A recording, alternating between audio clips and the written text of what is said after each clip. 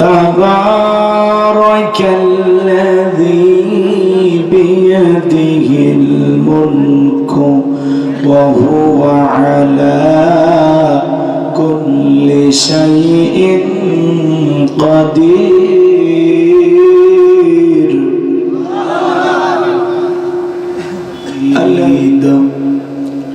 মুসলিম মোরা ঘুমিয়ে পড়েছি, বিবেকে জ্বলছে তালা, রক্ত মদের হয়েছে শিথিল, পাবে অন্তর খালা। আসছে পথে আধার নেমে, তাই বলে কি রইবি থেমে, বারে বারে জ্বলবে বাতি, হয়তো বাতি জ্বলবে না, তাই বলে তো ভীরর মতো বসে থাকলে চলবে না। মুসলিম আমি, সংগ্রামী আমি, আমি চিররণবীর, আল্লাহকে ছাড়া কাউকে মানি না, নারায়ে তাকবীর। মুসলিম জাগে কারবালাতে, কঠিন শপথ পড়ে,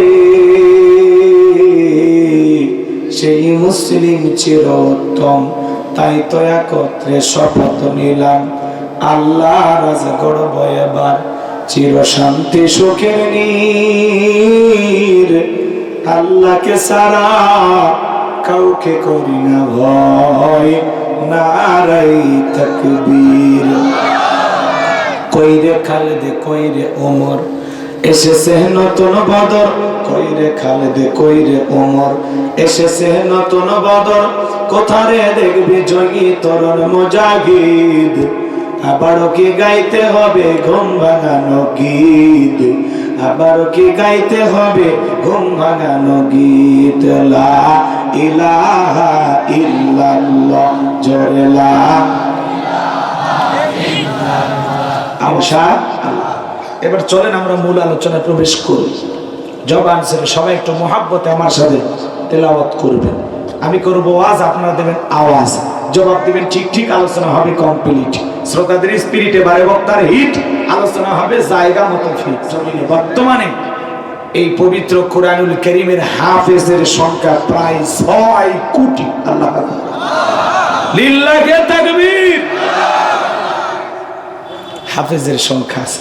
আল্লাহ এমন একটি মহা গ্রন্থ আমাদেরকে দিয়েছেন, যে গ্রন্থের শুরু থেকে শেষ পর্যন্ত ভুল ধরার অনেক মানুষ চেষ্টা করেছিল, কিন্তু যারাই কোরআনের ভুল ধরতে এসেছে, কোরআনের কাছে আসার কারণে তাদের জীবনের সমস্ত ভুলগুলো দূর করে দিয়ে কোরআনের হেদায়েতের নূর আল্লাহ তাদের অন্তরে জ্বালিয়ে দিয়েছেন, তারা হেদায়েত প্রাপ্ত হয়েছেন। বলেন আল্লাহু আকবার। এই জন্য বাজান, সেই মহাগ্রন্থ কোরআনুল কারীম থেকে আমরা আলোচনা শুনব ইনশাআল্লাহ। আল্লাহ রাব্বুল আলামিন বলেন, তাবারাকাল্লাযী বিয়াদিহিল মুলকু ওয়া হুয়া আলা কুল্লি শাইইন কাদির। মহামান্বিত সেই সত্তা, যার হাতে সর্বময় কর্তৃত্ব, রাজত্ব পাওয়ার ক্ষমতা, তিনি হলেন সর্ববিষয়ে শক্তিমান। তাহলে সকল ক্ষমতার একমাত্র মালিক কে? আল্লাহর চাইতে বড় ক্ষমতা ধরার কেউ আছে?